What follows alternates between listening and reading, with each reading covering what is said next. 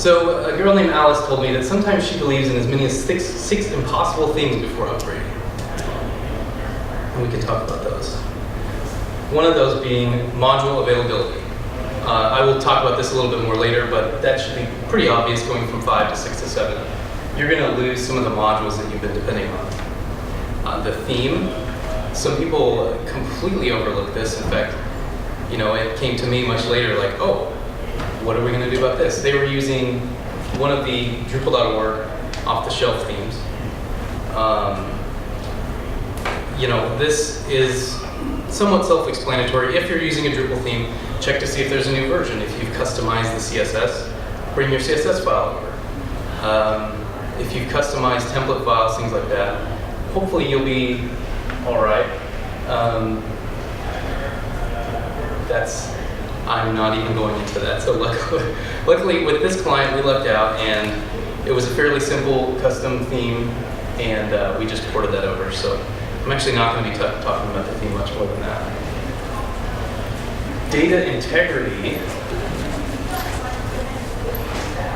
This is talking about like when you do your upgrade, data's changing. From 5, they didn't really have CCK until really late into the game. So a lot of modules like the event module, and I can't think of another example, but they would declare their own nodes with fields in a node info hook. There are a few things that I might be able to talk about how you can ensure that transition is smooth. There's some modules that make it really easy, but you do want to make sure that your content is there. Look at how your client is using that. That's actually part of the next one here. Client workflow changes.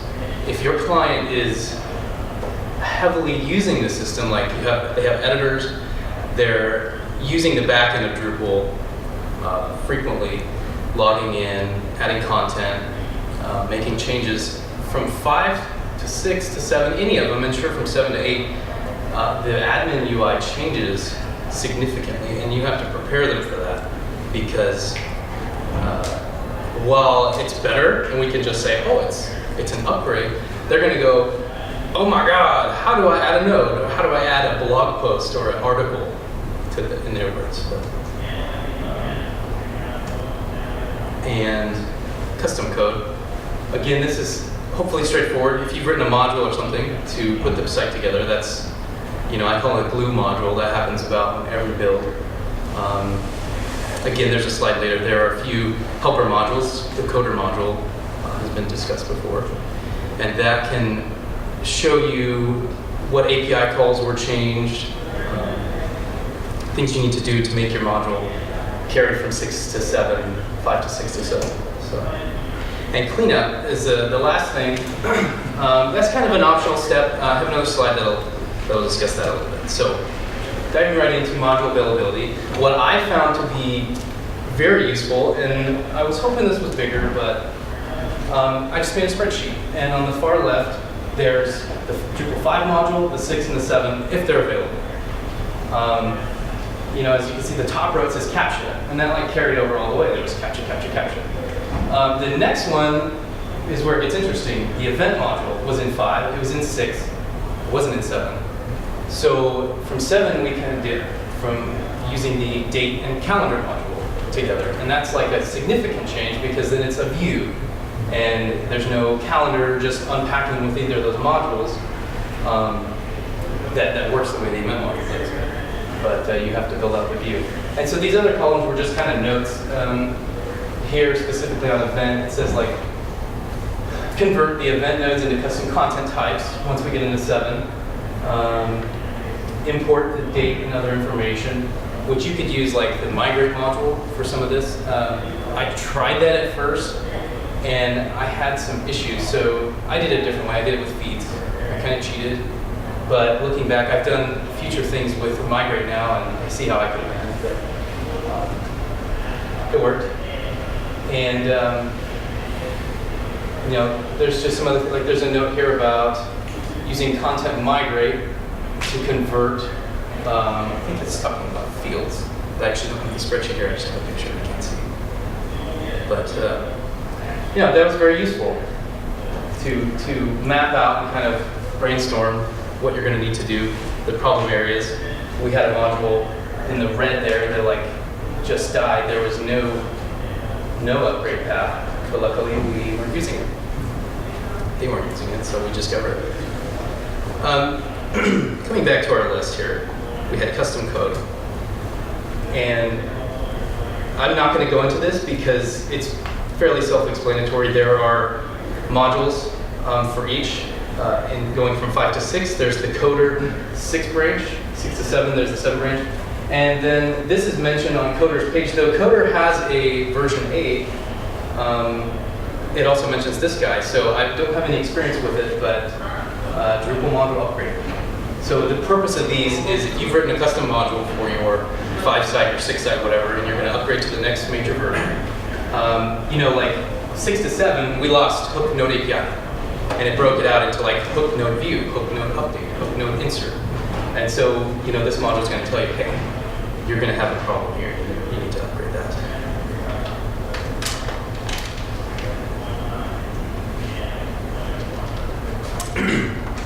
Fun quotes. Fun quotes. Start at the beginning, when you come to the end, stop. And what I'm getting at with this is talking about scripting. I was going to dive into the code, but I don't know what's the time. That's pretty good. Let's see where we are. So I'm not gonna go crazy here with this. This is just an example of it's a bash script, and this single bash script did our entire upgrade for this site. And what was cool about it was that during the upgrade, I created staging site for each version, and the script paused at each version so that I could check it out and make sure everything was going okay. Because going from 5 to 6, you know, we were changing fields around, we were changing data, stuff like that. So I could stop, look at it, make sure all the data is there, cool, and then I could go next to the next one. That was really only useful when I'm building it, and then once I actually ran the migration or the upgrade, I just let it fly, and it doesn't matter. But it's super nice. When you're doing this, there's little catches all along the way. You know, you'll see in my code as I go here, this is like the database, the password, stuff like that. Right here. Basically, I just did it. I just did it as a terminal line, took note of what I had to do, and just kept adding those things in. Like, just keeping you can look at history, you can do whatever, but I was just like, oh, I had to do this at this point. In Drupal 5, which I hadn't messed with a Drupal 5 site in so long, but it needs drush 4. So like, there's an example. So it was nice because I have all my drush 4 commands. Like if I had been just cowboying the upgrade and like doing everything as I needed to go, at one point I'll forget that I had to do drush 4, not just drush.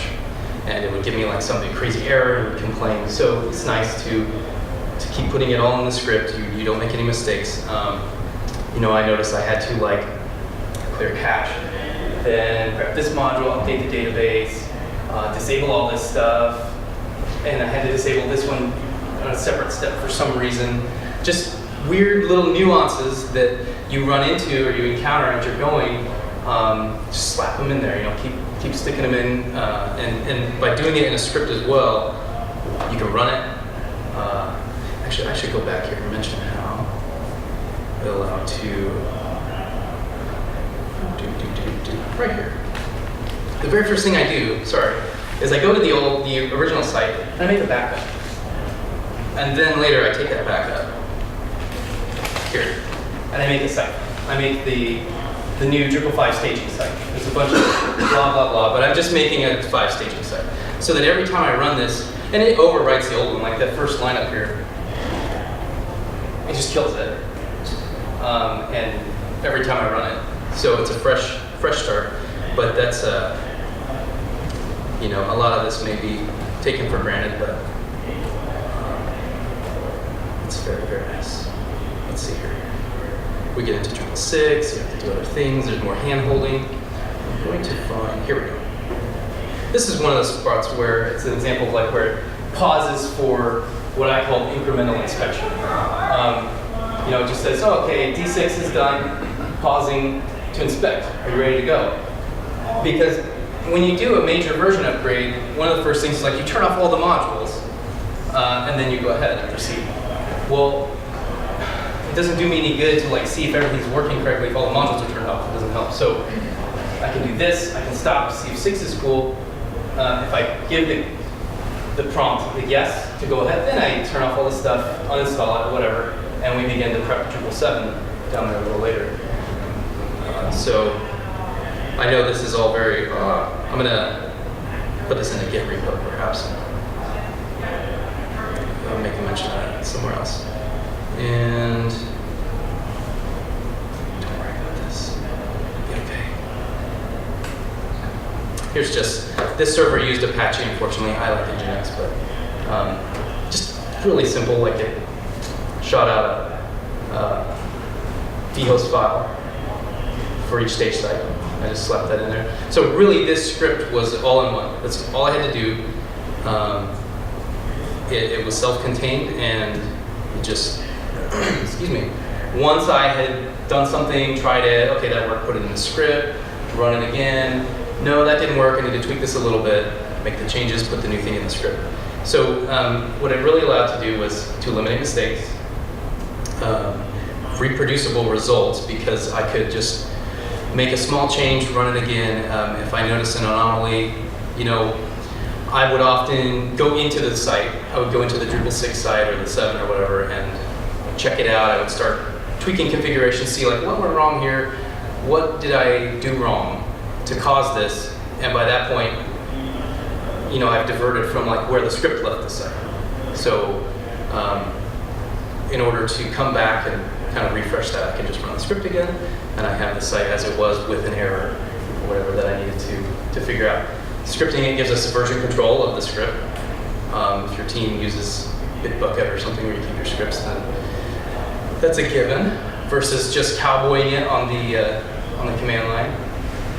And then reduce effort. And that sounds like really strange. It was really strange for me because I really was a cowboy-style coder before coming to Infanos, where they're like, script everything. Like, I just need to install this one little thing, script it. Like, everything they did. It drove me crazy a little bit at first, but I can understand now where it actually does reduce the effort, because you can always look back to it when you're, God, what is this? This is like 400 lines. Maybe not all of that's bash. 300. When you've done 300 lines in a bash prompt, you start to forget things. And so it becomes more effort to try to remember what you did in 300 lines than to have just scripted it. So I'm starting to see the light.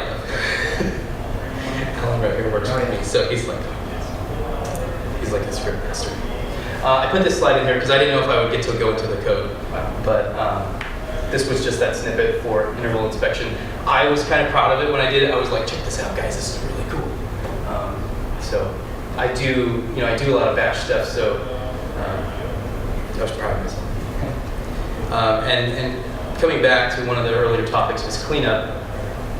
This is a cool module, the schema module. And what I mean by cleanup is coming from 5 up to 7, there were database tables that were no longer used, or like they changed names. I think the files table was one, and they moved to like file managed, something like that. This module comes with some drush commands, and drush schema compare extra. This is like example output.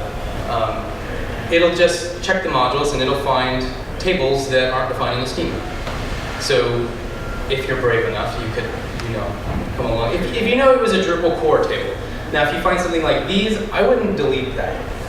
Maybe White Rabbit, that's suspicious. But if you find the files table, and you're a neat freak, you can certainly go and delete that. Kill that table. This is another note, though. Disabled modules that have not been uninstalled will show up in the list. If they're not enabled, but they have not been uninstalled, they will show up. A couple other modules worth mentioning. Certainly, hacked, if anyone's familiar. This is like early on in the process. I mean, in step 1, because especially in Drupal 5 era, there were programmers who may just open up a community module and change the code. Like or even core, like the user module, I need to add this field to the login. Put that right in user.module. Hacked is going to look at all of your modules and see if they are divergent from what is available on Drupal.org. Super handy. And it has drush commands as well to do this. And the other resource, obviously, is migrate. In hindsight, now that I have successfully done some upgrades with migrate, it's a really great tool. It's all OOP programming. You know, it's tricky. It's a huge learning curve, but it provides some of the go forward, roll back features. It's not like what I did where it deploys a new stage site at every interval. You're working on the same site, so you probably want to create a stage first. But once you're using migrate on that particular instance, it will do it in place. It will upgrade and make changes, and then it will roll back onto the same database. So it's a little bit more scary for me, but the module does a great job if you know how to use it.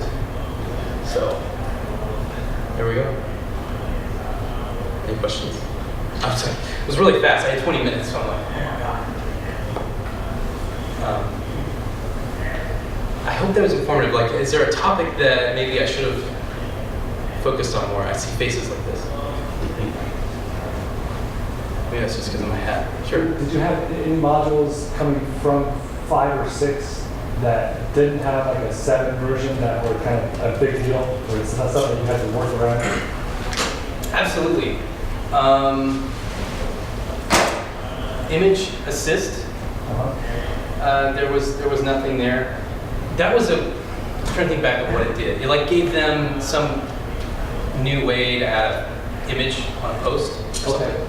So that was like some client negotiation. Really had to go to them and say, hey, the solution was, well, CK editor, you can now do it a lot easier. You know, you can just put it right in there in your post. Previously, they had to like, I think use some kind of shortcut or something to get it in. I mean, the event to date calendar thing, that was probably the most significant. And that involved features for the view. So I actually I upgraded to 7, or got it into 7. And then I built that view. I built that event view, the event content type, all that stuff. And I put it in a feature. And so then one of the steps in the script just became to turn on that feature. Yeah, thanks.